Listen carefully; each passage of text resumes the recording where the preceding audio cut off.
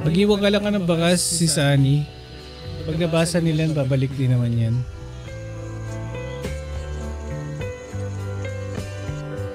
Okay guys, kung may katanungan kayo dito sa pagla-livestream, ito kasing live streaming na platform na gamit natin ay OBS. So, mas maganda yung mako-customize mo yung settings tsaka yung platform mismo. Kasi yung mga overlay, yan, nakikita nyo ba yung background ko? Pwede nyo i-customize yun, pwede nyo palitan. Tapos ito, makikita nyo yan sa right side yung live chat box. Pwede nyo gawin din yan. Tapos yung pinaka buong picture mismo ng background, pwede nyo gawin yan. Customize din. Gamit ng, hindi naman Photoshop. May free online kun lang ako. Photo editor. Tapos yung sa baba, makikita nyo dyan yung mga overlay. Lower third tawag dyan. Nag-iwan ako ng bakas host na including your name na may hashtag George Hardelesa. Okay. Napansin ko sis Annie, dati naglalagay ako ng hashtag ng George Hardelesa dati. Pero parang nababasura pag may hashtag. Parang nababasura siya. Kaya yung mga kino-comment kong mga bakas, hindi nababasa ng mga nedikitan ko. Kaya wag mo na lagyan ng hashtag. Lagyan mo lang yung, tanggalin mo na yung hashtag, sabihin mo George Hardelesa na lang.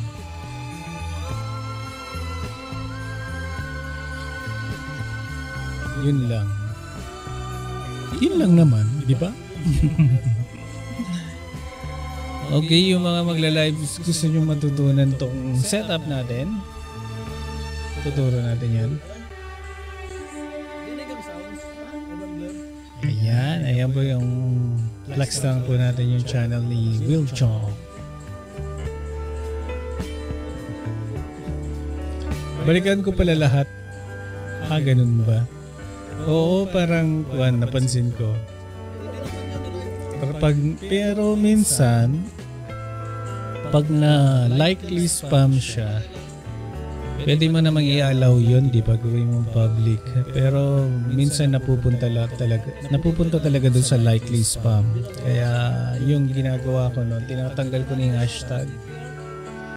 Tapos binabasa ko yung mga comment doon kung ano yung difference ng mga character, letters or numbers.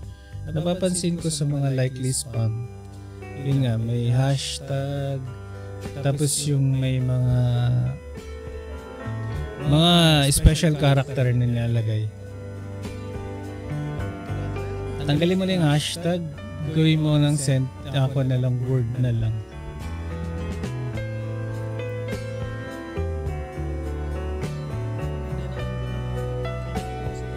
Ayan po, dito na po tayo. Tatanggalin po natin yung flex.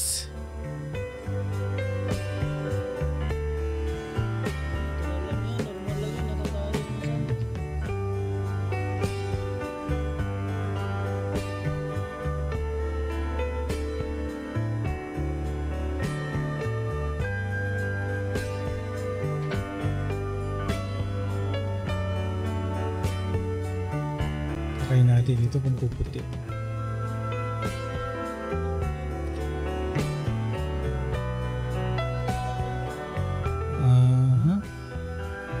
Apa pa lang kayong nagla-live stream, pwede kayong mag-create ng upload videos. Tapos yung live stream nyo, mamili lang kayo ng clippings doon.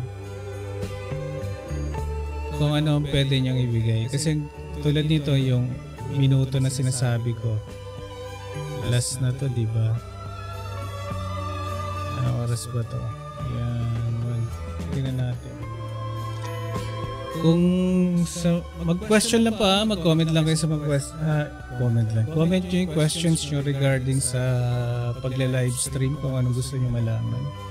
So itong ginagamit ko ay OBS. So pag gusto nyo rin na, kaya na nagla-live stream kayo tapos may topic kayong dinidiscuss, tapos gusto niyo i-upload yun, pwede nyo i-clip to. Meron sa YT platform yung clippings doon, pwede nyo gawin. piliin nyo yung oras.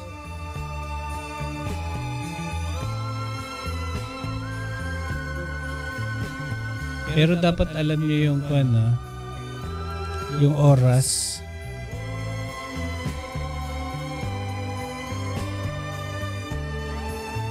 Ayan, tulad dito gagawin ko. I-clip ko na lang to. Tapos automatic mag-upload videos to. Ayan na, makikita nyo dyan sa baba yan.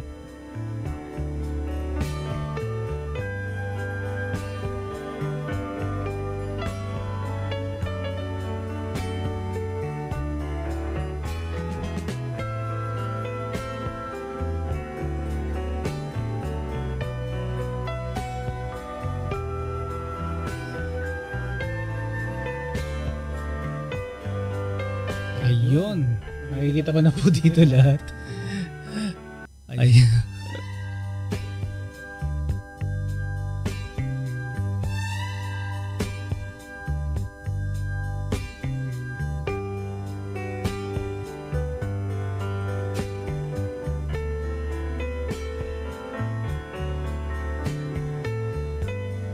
Kiniklip ko lang po para sample maging okay, kaya pala wala.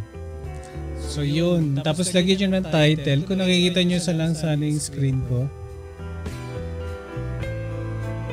kung paano ginagawa. Okay, mamaya tingnan natin. Cancel ko muna, papakita ko yung screen ko. Magiging weirdo lang to. Check nyo Kung nandiyan ka pa si Sunny,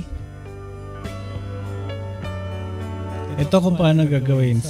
Aside sa platform, sa OBS, na nakikita natin, itong isang pang kagandahan dito pag sa nagla-livestream ka, meron ng tool, ang YT, na pwede mong i-trim yung video mo. Tapos, pag na-trim mo lang ng mga ilang minuto, pwede mo nang i-upload. Pwede na automatic na mag-upload as upload videos. Ito,